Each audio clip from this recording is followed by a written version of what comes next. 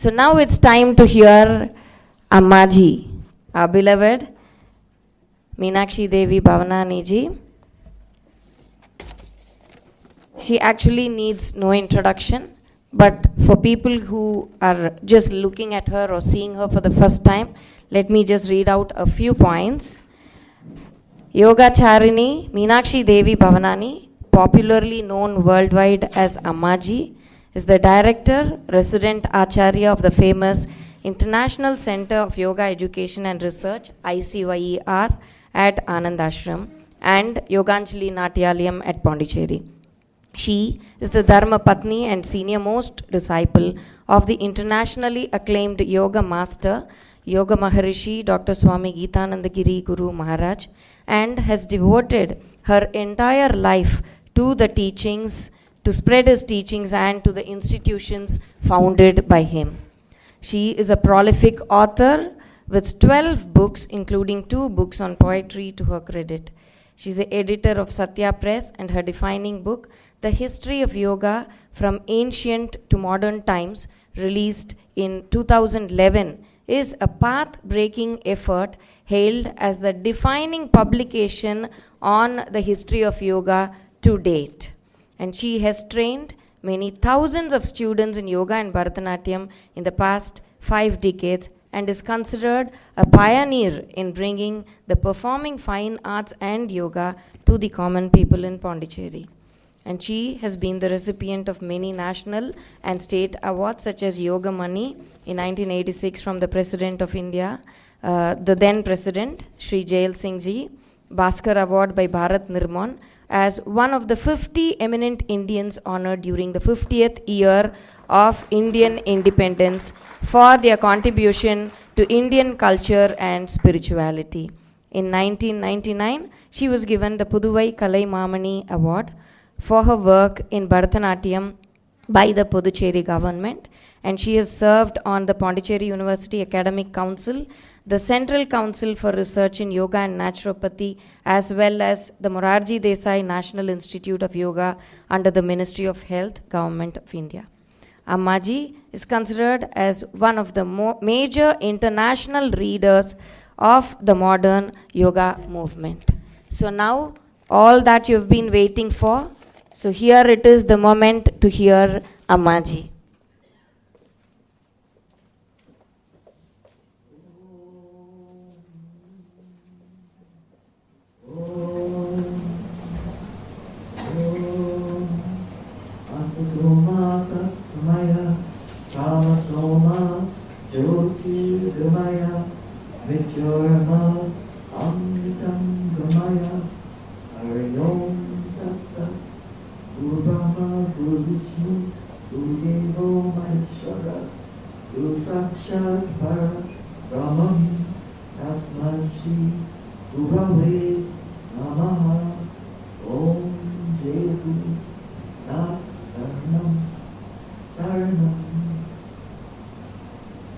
Well, I'm in the same position that Dr. Ravi Shankar was in last year, and all the previous discussions have put me in a trance. And so I forgot what I was going to say.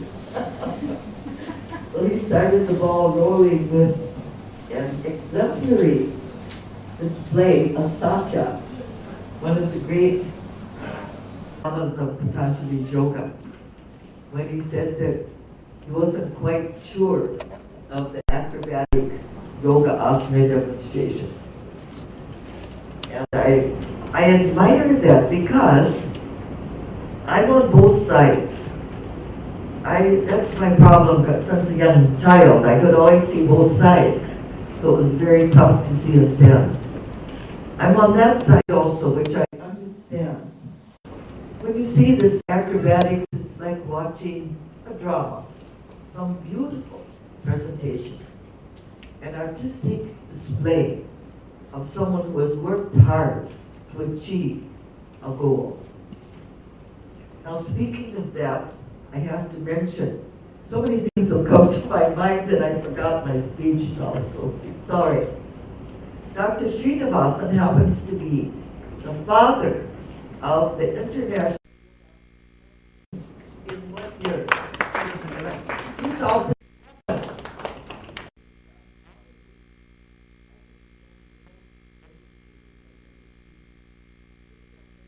Own charm. She has showed her personality in a very, very beautiful way. And so much grace has come. And his son also is equal to her, but in a different way. He is a young man, and we're very proud to say he's our student. We have had 2 students who have won the International Yogasana Championship held here in Pandi every year. And now his young son is going to become a medical doctor. Isn't that great? He's a great expert asanas, and even Dayanidhi, who is the treasury of knowledge and compassion, he's also a champion, yogasana. And he likes to do circus tricks, which even makes him.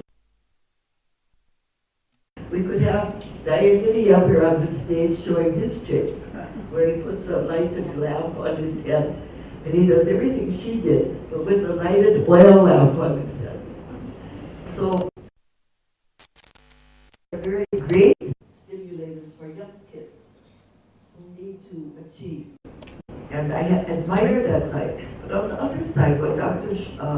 Shankar said is equally true. The average person will sit there as though they are watching an Olympic athlete, and they'll say, fantastic, but not for me. So the wrong message does get sent from one side, and an inspiration comes from another. So that I have to mention, because I admire Dr. Ravi, because he just says what he feels. He reminds me of my 10-year-old grandson, who just says whatever he feels. And it's so nice. It's so nice. Because that is also a valid point, that those of us involved in yoga must keep in mind that young people need that. If they don't, you see in our country, how many schools have sports fields? How many schools have sports programs? Very, very few. Now, a few years ago, maybe some years ago, government of Pandi asked me to train all the phys ed teachers in Pandi in yoga. And for 2 consecutive years we did that, and I don't know what happened. Somebody disappeared and the program disappeared. But it was a very successful program, 1 month full-time, each summer vacation. And there were 100 phys ed teachers in those programs. Out of that, there were at least 10 who were excellent candidates for yoga in all of its definitions. So there's that aspect to yoga, that our kids in India don't have facilities. How many can buy a tennis bat? How many can buy a basketball? How many even can buy badminton sets? But they can all do yoga. They can all do yoga asanas. And this was a lesson I learned when I trained the phys ed teachers, because of those men who I thought would all be nuts, there were at least 10 that caught the spirit of yoga. And the others learned some practices that at least would be useful in their schools, because they have no facilities. But anybody can do yoga. In fact, you'll find if you go to competitions, most of the champions are from underprivileged families. It's very interesting, because these kids are more flexible, first of all. To do that, you have to be born with a body that is capable. Not many people can do that. That's a talent. It's a talent like any other. But I have found most of the children who are the champions, they are born in underprivileged families.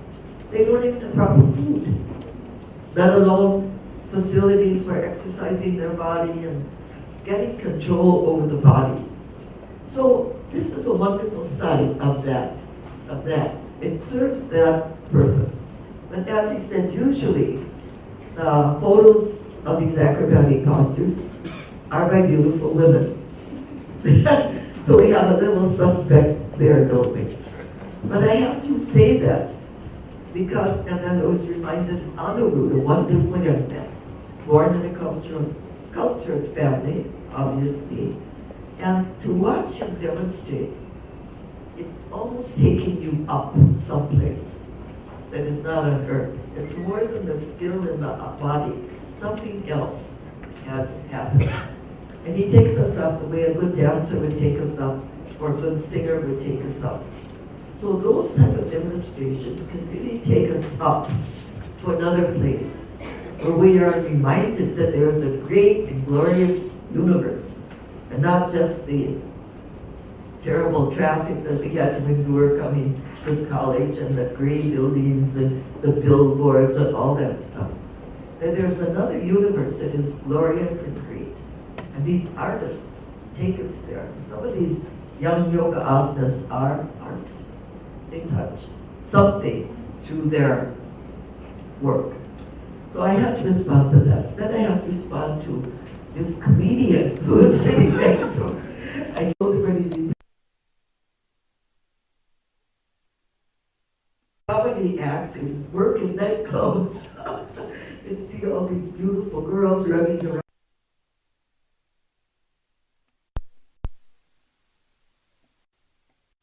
Add a little bit to his speech, because he also dominates us. He also has a wonderful name.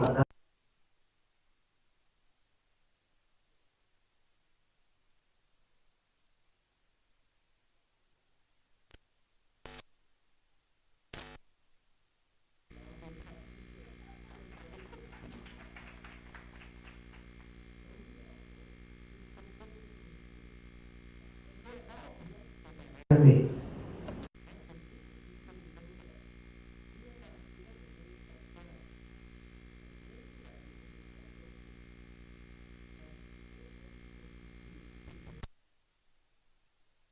Said my son Anandabali Yogi was born a yogi. It's true, he was. And he was born full of Anandam. He's a blessed soul that has had that Anandam since his birth. So I had to comment on this, and then I have to correct you, because he is giving you false information, and he wants us to be precise and scientific and prove everything we say. Now, he made the statement that Shiva was called the Adi Yogi. Well, we don't deny that. In the Bhagavad Gita and so many scriptures, when they refer to Shiva, they call him the Adi Yogi, the first yogi, he who taught. But he said he was called the Adi Yogi because he taught the whole world. No, he was called the Adi Yogi because he was able to teach his wife, Parvati, yoga. And any man who can teach his wife deserves the title of the Adi Yogi. So I have to correct you on that. And I have to add to what you told about Meena. Now, I have the name Meena. We both have Meenakshi. Meenakshi is our name. My name was given to me by Swamiji.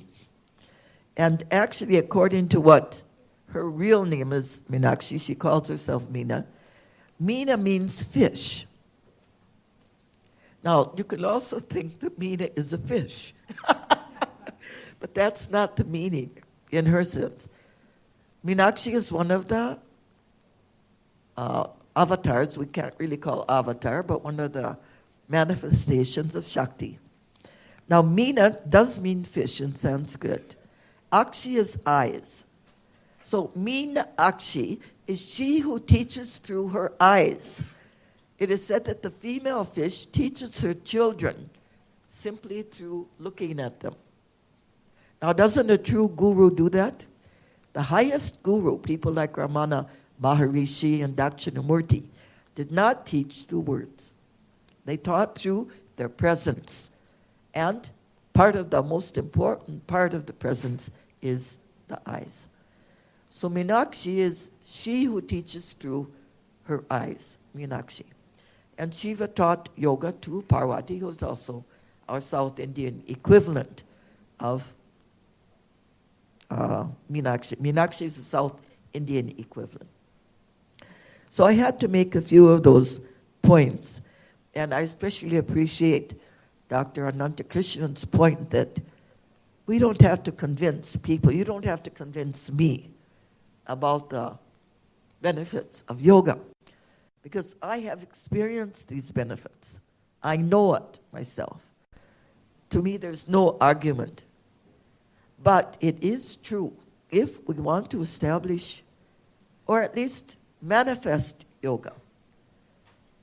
Now, in our particular view, in my particular experience, yoga belongs to India in this sense, and yoga will be 20,000, 30,000. How old is Indian culture? The Western Indologists want us to think that the Vedas were written in 1500 BC. Now, all I can say is BC is actually BS. It's totally wrong. This is this idea that the Western civilization, based on Christianity, could not tolerate anything important happening before Christ. They could not tolerate the idea that anything of significance, especially spirituality, happened before Christ. So, these Vedas, which must be tens of thousands of years old, were put at 1500 BC.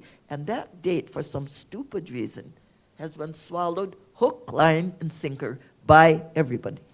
Almost everyone. So when we talk about antiquity in India, we're talking 10,000, 20,000, 30,000 years.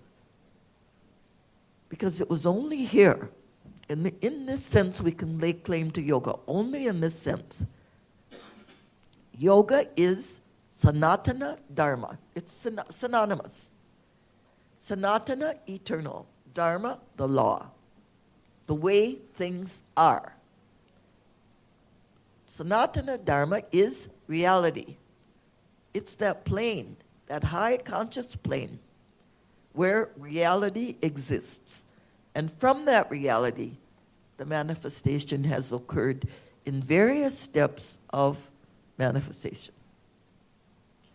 Now it is here in this country, for whatever reason, because we are a punya bhumi, because we are a sacred land, because not one man, as Jesus Christ or the Buddha, not one man has manifested the truth, but tens of thousands of rishis have manifested truths here. No other place has had so many enlightened beings. Different cultures have produced great souls, but not to our extent. And these great souls have entered those higher realms of consciousness, and they have manifested the eternal law in teachings, techniques, practices, concepts that became a technology, that became a system. Somehow it was here in this land that this eternal law, Sanatana Dharma, which is synonymous to yoga. Yoga always has been, always is, always will. Union is the law of the universe. Our universe is one. Now the physicists are standing up and they're saying, yes, we're all one. Now how do we know? Some guy in Switzerland has constructed this gigantic monster. What's it called? That they are breaking atoms down to nothing. Yeah. Cyclotron, yeah, the cyclotron. Spending billions and billions of dollars to tell us that there is no ultimate particle and everything is one. That everything is a wave. They're trying to find the bottom of the universe. It's like Varaha trying to find the bottom of Shiva at Tiruvannamalai. There's no bottom. There's nothing there. As Carl Sagan said, matter is mostly nothing. That's the best description of the universe. Matter is mostly nothing. When we try to find something, we can't find it because there's nothing there. Now don't get discouraged because nothing is something. So there is something, but we don't know what it is. So they call it waves. And this is a very interesting theory that has come up, and I enjoy it very much. There's several theories that are very conducive to our yogic concepts, But you just see how dumb the scientists are. What the rishis knew, 30,000 years ago, they're just starting to know now. And they are spending billions and billions and zillions of dollars to come to what the rishis found out by sitting still and shutting up. 20,000 years ago. That's what the rishis said. Purnamida, Purnamidam, Purna. Now they're quoting these things. And the scientists, the physicists are saying that Shiva is the perfect symbol of quantum physics. Constant motion. That the universe is in constant motion, which they call waves. Now there's a very wonderful theory that says until these waves are observed, that particular situation, object, material cannot manifest. The manifestation can occur only when it is observed. Otherwise, it's just a field of waves. So it is the observer who creates the reality, their own particular reality. So these are very interesting things coming to by the scientists, and some of the physicists, they sound like the rishis. You read some of their writings, it's like Carl Sagan, matter is mostly nothing. He was a great scientist. And this author of the Tao of Physics, this Czech person, he's very fantastic. It's like they're translating the Vedas. When they're coming down to the bottom, there's nothing there. There's waves. And it is the observer who creates reality. So the lower we are in our evolution as human beings, the more limited our reality. The reality of an earthworm is going to be quite a limited reality, isn't it? The reality of a little bug will be quite a limited reality. The reality of a stone will be a very limited reality. And so the observer, this really blows our mind to the mystery of things, doesn't it? Who's behind all this? That's what we're trying to find out. That's what yoga's about. We're trying to find out who is behind this mystery. If this mystery is so great, who is that? What is that intelligence? There's a beautiful Kashmiri prayer. Here we have this Kashmiri fanatic sitting in front of us from the Kashmiri Shaoism, which they have their own beautiful form of yoga. And this is Parvati addressing Shiva. Can you imagine a wife talking to a husband like this? It's more like, pick up your shorts. Why are you throwing wet towels every place? Eat your spinach. This is Parvati, Meenakshi, praying to her Lord, her God. Oh Shiva, what is thy reality? Isn't that a beautiful? That's the question to me of yoga. What is the reality of Shiva? That is what our yoga is about. Try to help us find. What is thy reality? What is this wonder-filled universe? We must never forget the wonder of the universe. The day we don't wake up and say, oh my God, what is this? Yesterday or a few days ago, my 10-year-old grandson sat up in bed and he said, what is this life? I said, my God. What is this life? Who am I? I thought, God, you're 10 years. That's the yoga question. In every true yogi's heart, what is this life? What is this reality? What is this mysterious universe? We look at things and we say, well, it's just a bug. Is it just a bug? So, Parvati, to me, this is the prayer of yoga. Oh, Shivam, what is thy reality? You're at the top. From your perspective, what is this reality? I am still a human. My reality is still quite limited. I want to know your reality. I am creating the reality. So for me to create the reality, I must become Shivam. Shivoham, Shivoham, Shivoham Soham, Sat Chidanandam, Swarupoham. That is the mantra of yoga. I am Shiva. I'm at the top. I see the full reality. How can I get there? How can I climb up this evolutionary ladder consciously and purposefully and skillfully? Now that is yoga. Yoga skill in action. Yoga karma sukhaushanam. The most beautiful definition of yoga.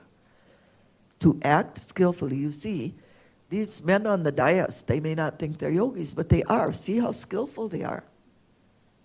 Whenever we see skill, when this girl shows her skill, that's another type of skill. When Anirudh shows his demonstration, that is the skill that comes to us as grace. And the grace he creates lifts us closer to Shiva. So yoga comes to us from many places. But yoga is the universal law. Sanatana Dharma. Our rishis were able to reach Shiva's reality. From that place, they tried to bring that reality to us. Through scriptures, through mantras, through techniques, through different types of breathing, through different types of body postures. They wanted to bring what they saw. Rishi means he who sees. He who sees. In English, we have the word seer. S-E-E-R. Means seer. He who sees. He who sees Shiva's reality. Oh Shiva, what is thy reality? What is this wonderful, wonder-filled universe? What constitutes seed? Who centers the universal wheel? How may I, here's our yogic key, how may I enter it fully? How may I enter it? How may I become one with it? How may I become unified with it? That unified field that Albert Einstein here was looking for. You may not know, but Magna Mohan, many people think he's Albert Einstein. He looks just like Albert Einstein. Many of my students from abroad say, oh, we didn't know that Albert Einstein had a son. He does, he looks like him. He's a little bit eccentric like Albert Einstein also. So anyway, I think our timing is going off. And I didn't say at all what I was going to say, but that's okay. The real yoga is that search for ultimate reality. Now, along the way, there are many stages. We should never, I used to degrade some of these stages because like in Australia, yoga did become a woman's activity. Only ladies. Even now in the world, only ladies really practice yoga. And they get together and they have fun and they put on their new leotards and their latest designer and they bring their latest designer mats. Now it costs a lot of money to do yoga in the United States. Just to do a yoga class is something like $500 sometimes. It is a huge, in fact, all the financial magazines are talking about it. They call it something like a $20 billion industry. Now, if you want another definition for yoga, here it is, a $20 billion industry. They used to say more people made money off Jesus Christ than any other person, but now we have to say more people are making money off yoga than anything else in the world. We should not forget, okay, that's there, leave it. It's Kali Yuga. We can't expect perfection. The universe is getting ready to dissolve itself. Don't worry, it's not going to dissolve tomorrow. It may take another 1,000,000 years, so you don't have to take out life insurance. There won't be anybody left to pay for it anyway. There won't be any insurance companies left. But everything is coming down. It's all coming down to its lowest level. Still, it has to be that way. That is reality. As Krishna tells Arjuna, face to face with what must be, what need is there for sorrow. Okay, that's the way it is. I accept it.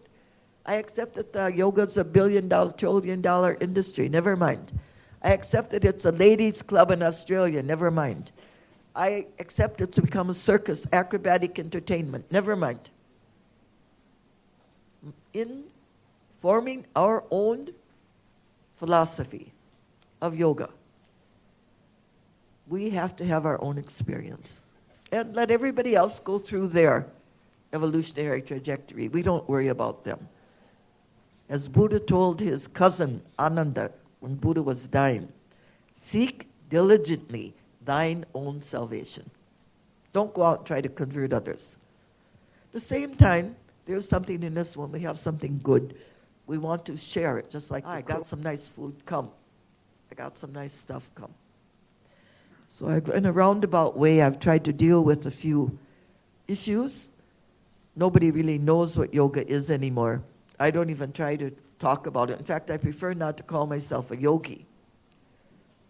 I call myself a bogi, but not a yogi. Huh? It doesn't really matter. All I know is that I want to enter into the same reality that Lord Shiva exists in. I want to know reality. I want to comprehend the universe. This is what the student told the guru in the Upanishad. Revered sir, I wish to comprehend the universe. And that's what yoga is about. But in the beginning, we may have to go because we want company, we want to have some friends, we want to show off, we want a physical challenge. We have to start someplace. So let people start wherever their starting place is. But let us not forget that beautiful, beautiful ideal that the rishis had who experienced that Sanatana Dharma called yoga, wholeness, unified field, that realization that the entire universe is one. There's no division. Everything is one. I am Manda Mohan, I am Ananta Krishnan. I don't have to become them. I don't have to become a heart surgeon. Why should I? He's already, are you heart? No. What? Huh? Abdominal. He's abdominal. I don't have to do that. He's done it. Why should I do it?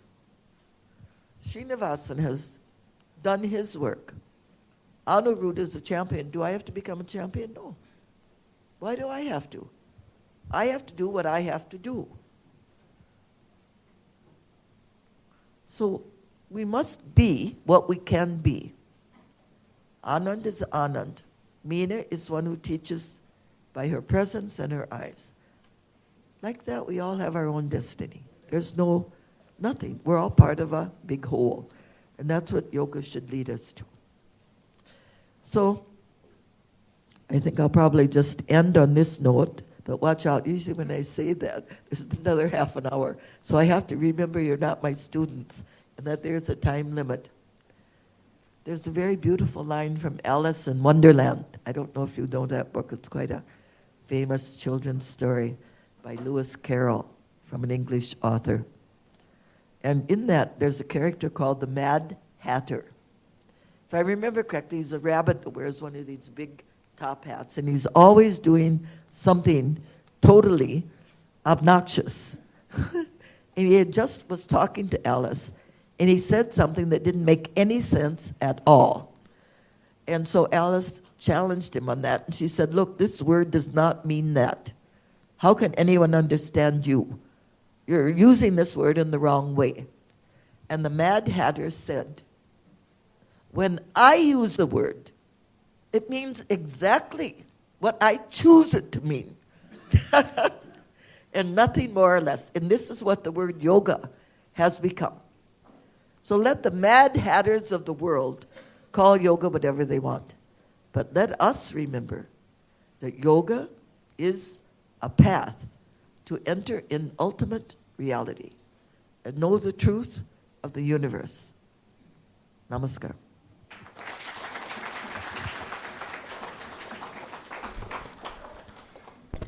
So, wasn't that such a wonderful deliberation of, normally every time I hear Ammaji out, it is like I'm speechless. So sorry if I'm blabbering something.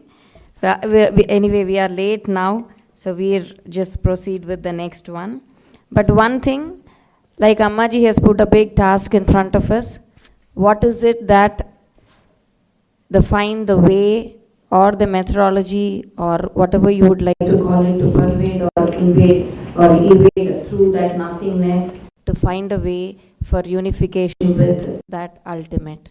So that is the task, that is the, the meaning of life. So thank you very much, Amma, for that wonderful, you really left us speechless. Thank you, Amma. We now take the pleasure in thanking and felicitating our respectable luminaries on the dais with a memento. So may I now request Professor Madan Mohanji to give away the memento to Ammaji.